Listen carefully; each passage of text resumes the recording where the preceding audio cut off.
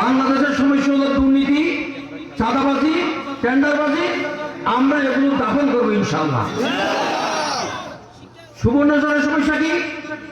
সুবর্ণচরের সমস্যা হলো রাস্তাঘাট বেহাল অবস্থা এবং পানির লেয়ার শুকিয়েও পানি নাই, পানির লেয়ার অনেক নিচে নেমে গেছে, কি বলে পানি নাই। সুবর্ণচরের সমস্যা হলো আমাদের একটা বিমানবন্দর হওয়ার কথা ছিল, বিমান প্রস্তাবিত আছে, বিমানবন্দর হচ্ছে না। সুবর্ণচরের সমস্যা হলো আমাদের পৌরসভা স্থাপিত পৌরসভার কথা আছে, পৌরসভাটা হচ্ছে না। কথা কি ঠিক? আমাদের এখানে কৃষি জমি আছে, কৃষি জমির কৃষকেরা কার্যকরী ফসল উৎপাদন করছে, টাকা পাচ্ছে না। আমাদের এখানে যুবক আছে, যুবকদেরকে মাদকাসক্ত করা হচ্ছে, যুবকদেরকে কাজ দেওয়ার লোক নাই। আমাদের এখানে বিশাল ফারাকাতে কোন শিক্ষা প্রতিষ্ঠান নাই, আমাদের সন্তানরা শিক্ষা প্রতিষ্ঠানে যেতে পারছে না। কথা তো এগুলো।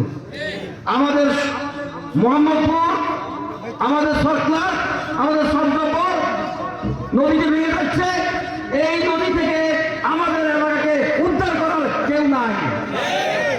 আমাদের যে স্তর দেওয়া হয়েছে সে স্তরগুলো এমপি মন্ত্রীরা দখল করে দিয়েছে।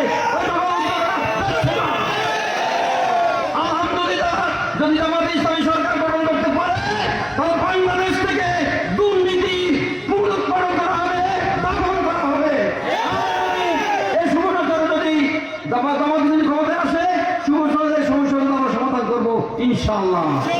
আর একটা কথা বলি, এখানে আমরা সনাতন ধর্মের যে বাইরে আছে তাদের আর কেউ তাদের গায়ে হাত দেওয়ার মতো আমি বলতে পারছি, অঙ্গীকারকে বলছি, আমাদের সনাতন ধর্মের বাইরের উপর কেউ হাত দিলে সে হাত ভেঙে দেওয়া হবে।